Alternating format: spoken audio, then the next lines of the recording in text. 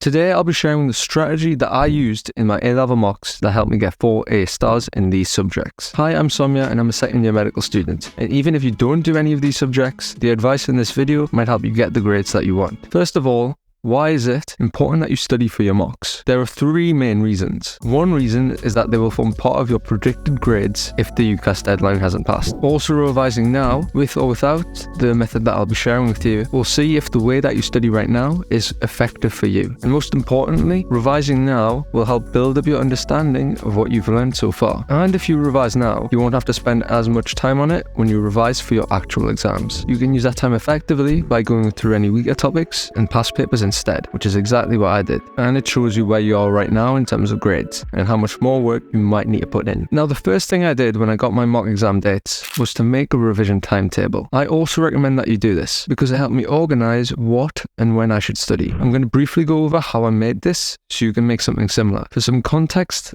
this was in Feb 2023 and I started 2 weeks before my mock exam started. Grab some paper and I always make my timetable just like a calendar. I would then mark what exam is on what date. The green brackets just made it stand out. The highlighting here is actually for a half term that I had, so I know that I'll have more time to study in that week. The first thing you need to do now is to know how you want to revise. Only then can you actually put in when you want to do it. So looking at mine, I wanted to go through biology and chemistry flashcards to make sure I had the basics down for those subjects. For maths, it was videos and questions, and for physics, it was question booklets. And then I also wanted to go through past papers before the exam. Make sure you space out what you want to do, as this makes it easier to stay consistent with your plan. You can see when I started doing past papers and questions on here. And I know many students struggle with making a timetable, so if you have any questions, leave them in the comments. Now, using the timetable, I want to explain to you the 3-step process that helped me get 4 A stars in my mocks and my actual exams. Now, the first thing I did, irrespective of the subject, was to make sure I had the basics down. Throughout A levels, I had been making notes, but this was to condense the information down at the time. I didn't reread these notes because that is not an effective study method. I went through flashcards on biology and chemistry. You can find these on physics and maths tutor, and there are other subjects as well. And I used them to make sure that I had the basics covered. And I think I remember making short notes on anything that I got wrong